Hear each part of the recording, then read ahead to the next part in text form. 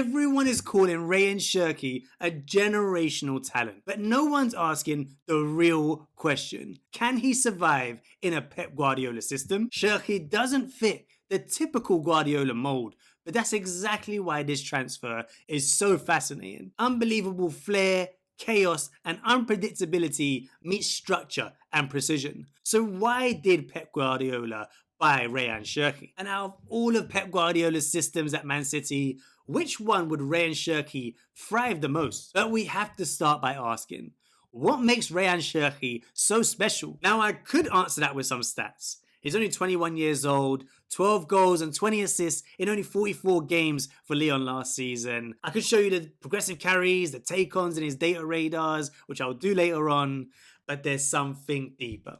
There's something deeper that we have to address. There are footballers and there are ballers. We all know what I mean by that. And he sits firmly in this camp.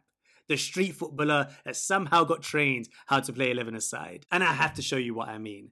Here he is in that half space position, just finding a nice little pocket of space, but it's what he does when that ball comes into his feet. He sees Lacazette from the corner of his eye and does a little backheel flick first time into his path. It's just insane. Outrageous piece of skill to put Lacazette through on goal. This level of creativity, the flair in and around the box that can unlock a defense, a deep block, or in transition is so useful for Pep Guardiola to have. And then you add the fact that he's just as comfortable using his right foot as he is using his left foot. Of the 44 shots he took last season in Ligue 1, he took 22 with the right foot and 22 with the left foot. And like a true playmaker, a true street footballer, he loves to carry the ball forward. And he loves to take players on 1v1. And you can see from this example here against Man United in the Europa League, he has his back to goal against Dorgu, who's trapped him inside, thinks he has him covered by staying goal side. But if I was to say, from this position with his back to goal against Dorgu, he somehow ends up in that position on the edge of the box having a shot on goal, you would think I am crazy.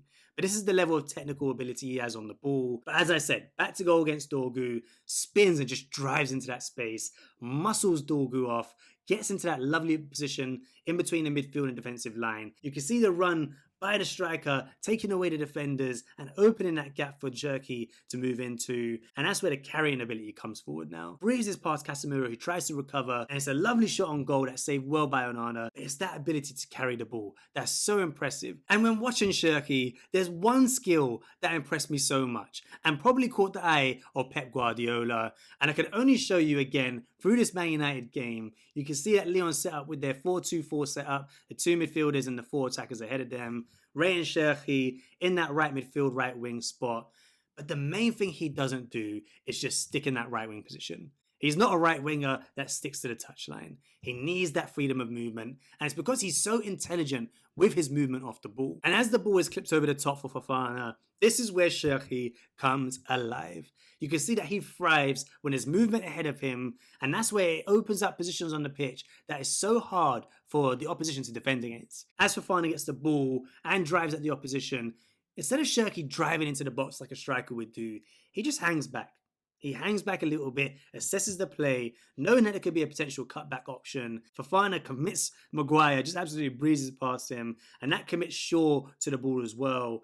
It somehow deflects a little bit out to Cherki, but look at the amount of space he's got. And you can see the touch, the finish, the cleanness of his technique into that bottom right-hand corner again. But this all comes from that ability to drift in from that right wing and find where he thinks he can influence the game. And we have to look at the data just to show you how insane Rayan Cherki was last season.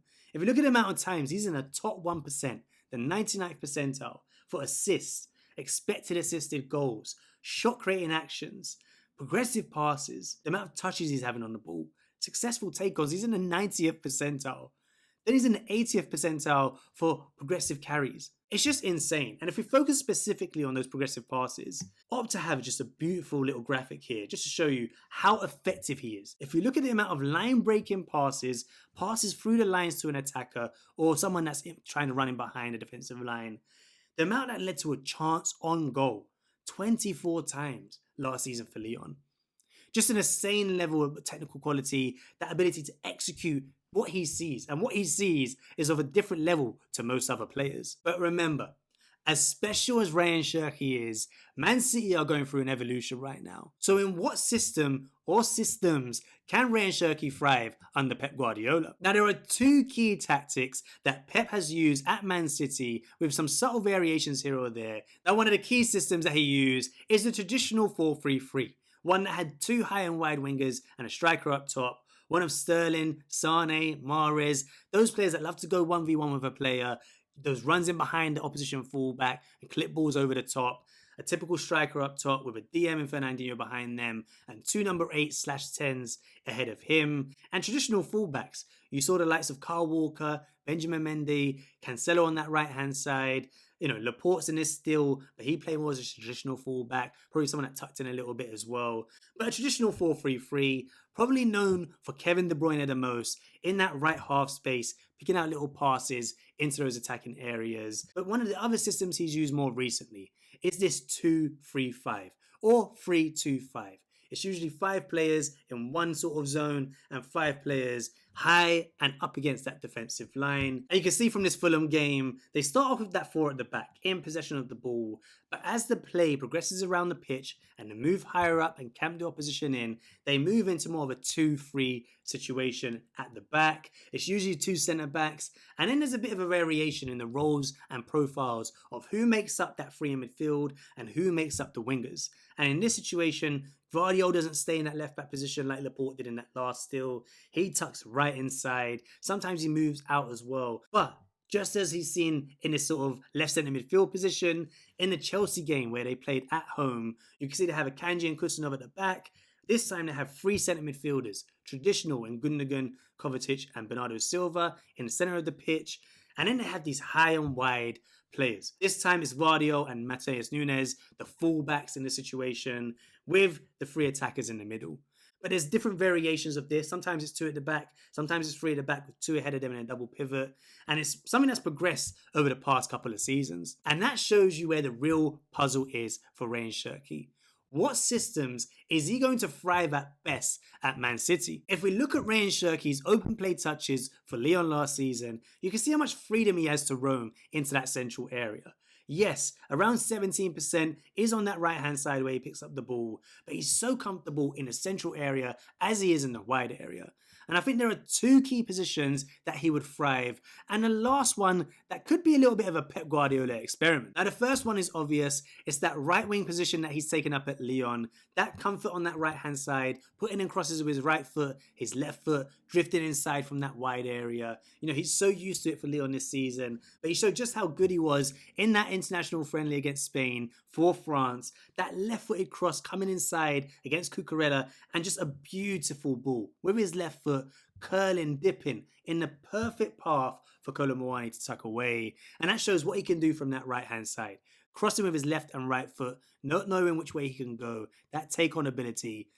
But he's a bit stuck there. He needs that freedom to roam, and like I said, that number 10 position is just as key, where he can pick up half space positions.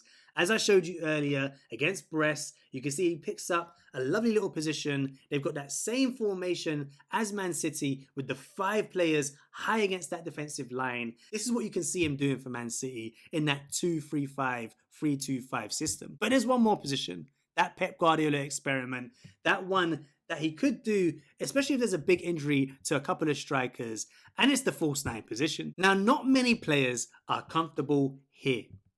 At the edge of the box, central position, players around you, playing in a tight space, and still trying to find a way to unlock the opposition, but Rayan Cherki is. He receives the ball in that central area, loads of players around him, then he's able to find him. How does he find this player in that right wing spot through that crowd of 3 players?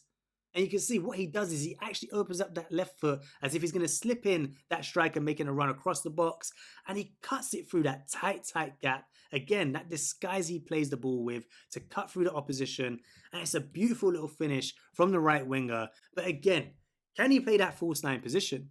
Well, Pep Guardiola has already used him there in his first game. If we look at Cherki's heat map for Man City in his first game against Wydad in the Club World Cup, and the positions he was taking up on the pitch, he was playing up front in that false 9 position, dropping into the half space positions, dropping into the centre midfield positions, drawing out that defensive line, and he seemed comfortable doing it. Now, did he get the best out of him in that position? I don't think so. But it shows what Pep could be willing to do. I think it's just a preseason game initially against opposition they expected to beat, and that's why he used him there to get fitness in his legs. But it's an interesting proposition, especially if the likes of Haaland, Marmoush somehow get injured. He has a backup option in Rayan Cherki. But now it's time to show you what I think is Man City's best starting 11, where Cherki might fit in and a system that gets the best out of him, and the player that he's competing with the most for a starting spot. Now I'm going to start with a 4-3-3 system, something that I think can go to the 2-3-5 later on, which I'll show you. But this is who I think are the best players for Man City at this current moment. I think Guardiola will move him from that left back position, and I think he'll start training him in that centre back role. Akanji could probably come in for Diaz to add a bit of pace. I think a new right back's coming in, and I think that's a key part of this discussion because that opens up what they do with Cherki and Foden down that right hand side. Aït-Nouri in that left back role, a traditional fullback, and I think that's key for Guardiola this season. It signals what he's trying to do with this Man City first team.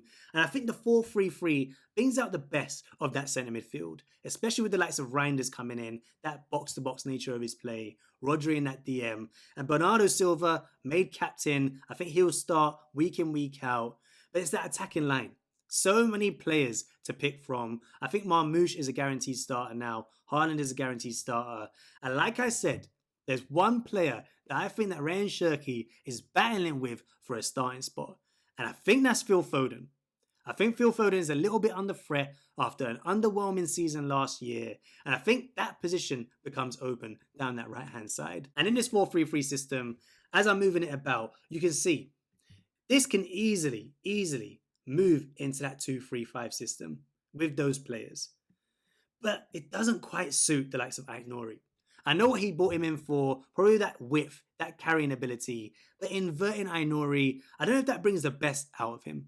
I think he still can perform well there, but I think it's key why I like the 4-3-3. It allows him to bomb up and down that left wing. And then again, potentially what they can do from that position is Marmoush moving closer to Haaland, playing as a sort of double striker system with Cherki, Foden, whoever starts. I'm going to say Cherki for now because I'm trying to say the best way we can use Cherki in the system. You can move him into that number 10 position as a diamond. He can drift out to his right position still. If a right back's coming in that can overlap, again, when he tucks in, you've got another sort of dynamic to this system. Reinders can move up and down that sort of central area as a box-to-box midfielder. That's why I love this 4-3-3 system. So much variety to it.